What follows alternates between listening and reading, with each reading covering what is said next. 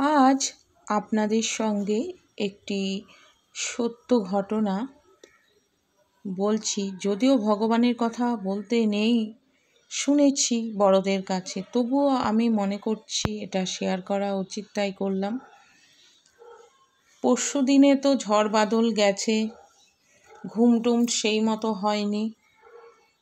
কালকে একটু ঘুমোতে গেছি শান্তি মতোই, তখন হঠাৎ আচমকা আমার ঘুমটা ভাঙে।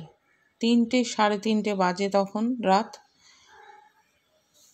তারপরে বলছে মা মা মা মা এরম করছে। আমি ভাবছি আমার তো গোপু সোনা ঘুমোচ্ছে, দেখতে পাচ্ছি না, তাহলে কোথার থেকে মা মা শব্দ আসছে।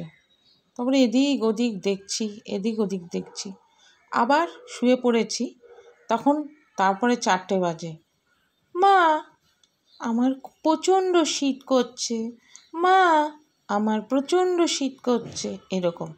তারপরে আবার গোপু সোনার কাছে গেলাম, ওর খাটের কাছে। সত্যি দেখছি চাদরটা নিচে লুটিয়ে পড়ে আছে, ওর গায়ে যে একটা চাপা দেওয়া হয় সেই চাদরটা। তারপরে আমার গা হিম হয়ে গেল, শিরশির করে উঠল।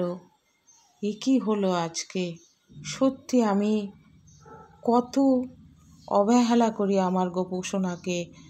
হ্যাঁ, আমার তো দেখা উচিত ছিল। আমি যখন উঠলাম তখন সত্যি কথা আমার চোখে পড়েনি বন্ধুরা।